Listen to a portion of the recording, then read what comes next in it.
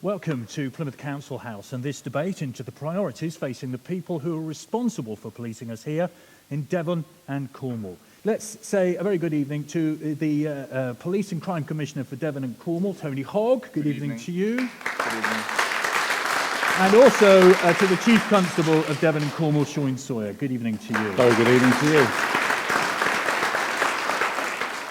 I covered huge mileage now. Public engagement is crucially important. Obviously, keeping policing numbers up and keeping the public feeling safe are top of my list.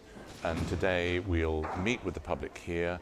I find inevitably that the public bring different views on issues. They're an excellent source of advice to me, and of course I should be listening all the time, as I am, and here I am tonight in Plymouth just to put over the issues with the Chief Constable that we're working together with other partners to combat issues of crime in Devon and Cornwall. Now my question is budget cuts.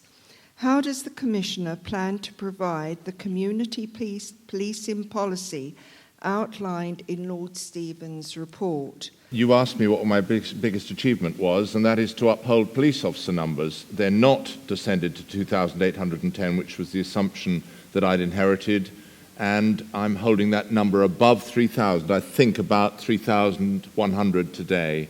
That is my pledge for the future as we go forward, and we're going to try very, very hard not to see any more reductions. 2016-17, we're anticipating another 15% down in public sector savings. That's a national issue.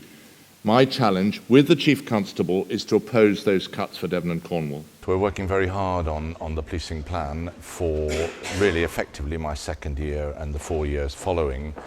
There are some really important issues coming up in the future as regards maintaining officer numbers, which is something that I'm really nailing my flag to, and then sustaining that for the future.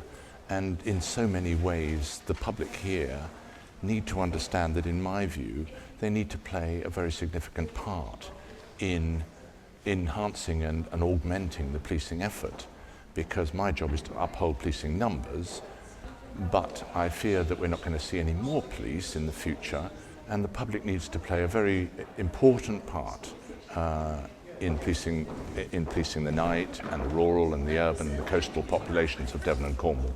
Ladies and gentlemen, I think it's only appropriate that you show your appreciation for the Devon and Cornwall Police Crime Commissioner and the Chief Constable for their appearance tonight.